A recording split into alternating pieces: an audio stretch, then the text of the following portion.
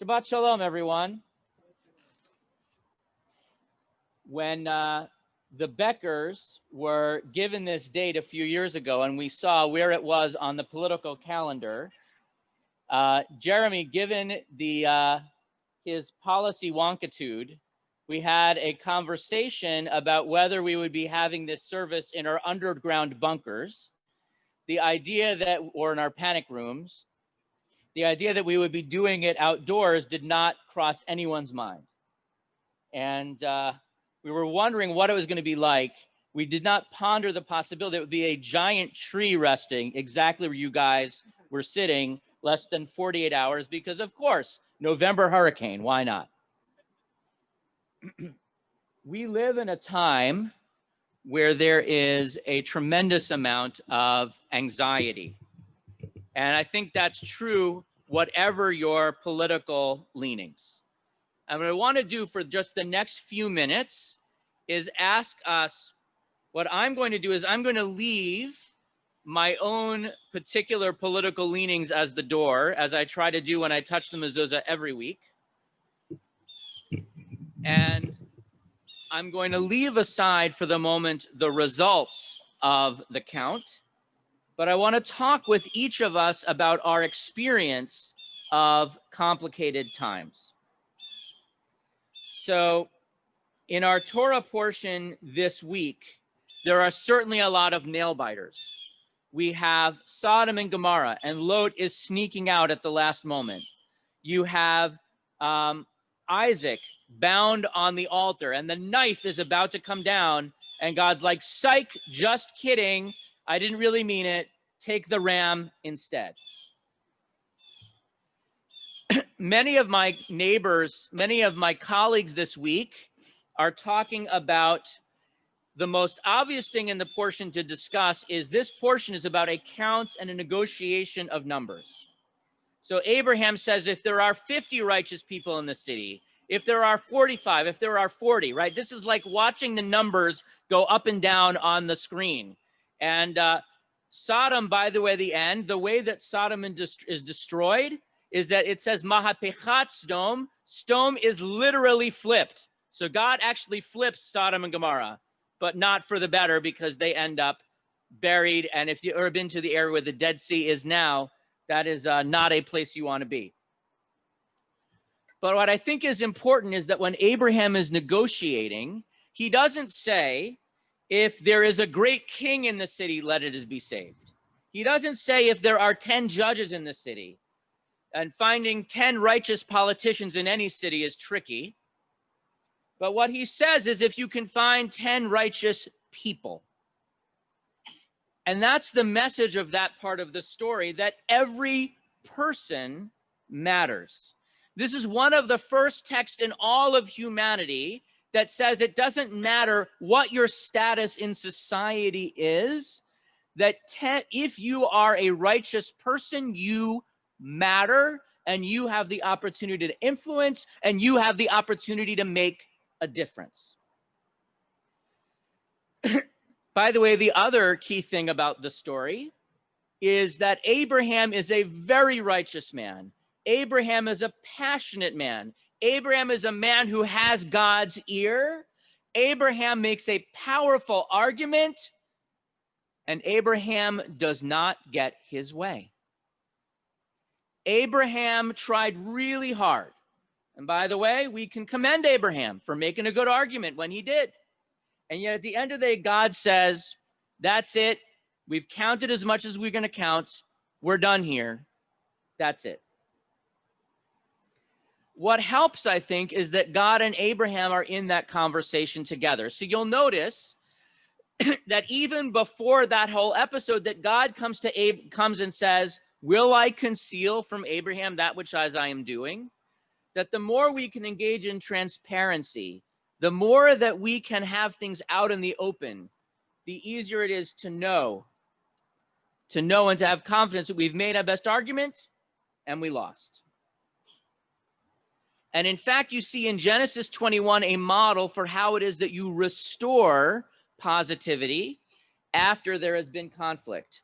So you have Avimelech, who has had two negative experiences with Abraham. One is Abraham didn't tell him that Sarah was his wife, and Abraham is about to get with Sarah when God warns him and says, nope, she's a married woman, don't do it. And then there's a whole discussion about wells and who the wells belong to.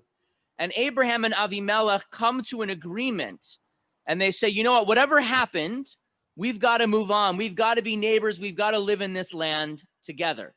And by the way, these are literally the Philistines. These are people who we normally don't get along with. But Abraham and Avimelech say, for the sake of living next to each other, we have to figure out how to come to a modus vivendi. How do we move on? The other thing that I would note is that many of us are anxious, not just as members of the larger society, but we're also thinking about where does this leave us as Jews? And I know we have both members of the Jewish faith and those who identify with other traditions listening. So for the moment, I want to share a message that is specifically for my Jewish friends and neighbors. I wrote earlier this week, when you have Lot, who is in the city of Sodom, and his neighbors say, who are you, a foreigner, to judge us? And in most of our experience as Jews in other countries and other places, when there's been an election, we have been on the outside. We are fortunate to live in a country where we are actually as well off as anyone, and we are as respected as anyone. I want to point out that, I made a number of bets on this election. One that is at 100% was that whoever won would end up having Jewish sons and daughters-in-law, because that's true of both the people who are running. I don't know about the libertarian, right? That we live in a country where both parties have important and valued members of their party who are of the Jewish faith. And I wish I could say that this was over, and maybe in many cases it is, but for us as Jews, I want to point out that there are a couple of Senate races that are still down to the wire. One is in Alaska, and the Democratic candidate there is behind by about 50 votes. He claims he can still win. I happen to think he's in a state of Denali. Do you know? By the way, I have a bunch more puns in the pipeline, but most of them are pretty crude or half-baked. So I'm going to move on. Then there's the race here in Georgia. And so we actually have, everyone was like, oh, it's 2 days of Yom Tov. We observed 2 days of Election Day. We've got a whole Omer ahead of us, right? These are good times for David Oceans.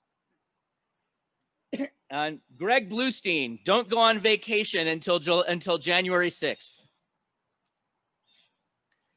And I am sure that in the race here in Georgia, the question of Jews in our place is going to come up even more. And there may be some ugly things said. There may be some ugly ads posted, as there already have been. But I think we have to remember that here in Georgia, it is different from the way it was in 1950, 1960, or even 1980, right? The fact that a Jewish candidate is within a hair's breadth of losing the Senate here in Georgia is a remarkable thing in and of itself.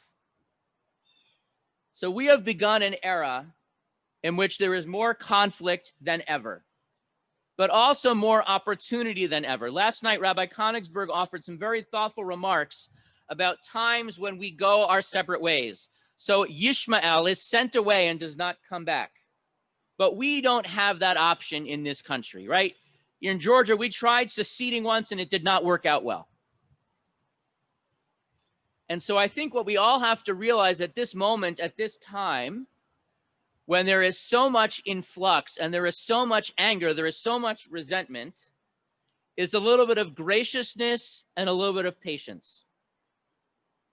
There are people who just need time to get over being disappointed. It's what happened 4 years ago. That's what happens. And if someone forwards you an email that is in all caps, and has spelling mistakes. But both Fox News and CNN agree that it's not true. You might just need to think about whether you re-forward it or not. More than anything else, I know this is dangerous advice nowadays, but actually take a deep breath. We know that there are relationships that need to be mended. We know that there are places and there are parts of our society where truth may be on a little bit of a ventilator at a moment, but we are a country that has overcome worse conflicts and even more contested elections in our history. And we are reminded more than ever that each human being, whatever city we live in, truly counts. Shabbat Shalom.